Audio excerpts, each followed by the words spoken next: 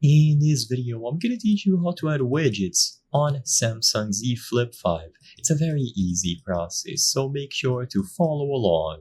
The Z Flip 5 offers fully fleshed out cover screen widgets. I'm going to teach you how to access them and configure them for every single application that you have installed on your device. So like I said before, these are going to be primarily used on the cover screen.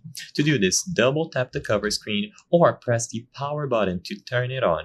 Once you have the cover screen appear, swipe left to view your current widgets. So do a swipe to the left and you will view the current widgets that you have. They will appear listed and you can swap between them by swiping over and over. To delete a widget, you can use this button at the top right. So press this button if you want to get rid of a specific widget that you are using. And to add new ones, you have to swipe all the way to the right.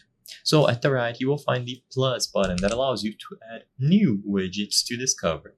So when you tap this plus sign, you can now select the specific widget that you would like to add. So an example here would be contacts.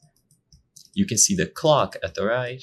You can see the calls that you have. And there's a lot more widgets that you can add. Some apps might have custom widgets. So just browse through all of the options and you will be able to add them to the cover screen of your Z Flip 5. Once you select a specific one, they are going to appear.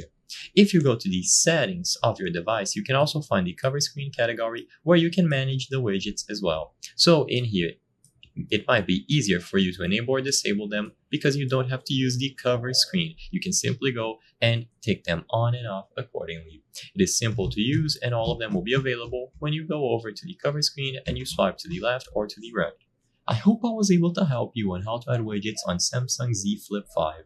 If this video helped you, please be sure to leave a like and subscribe for more very easy tips. Thank you for watching.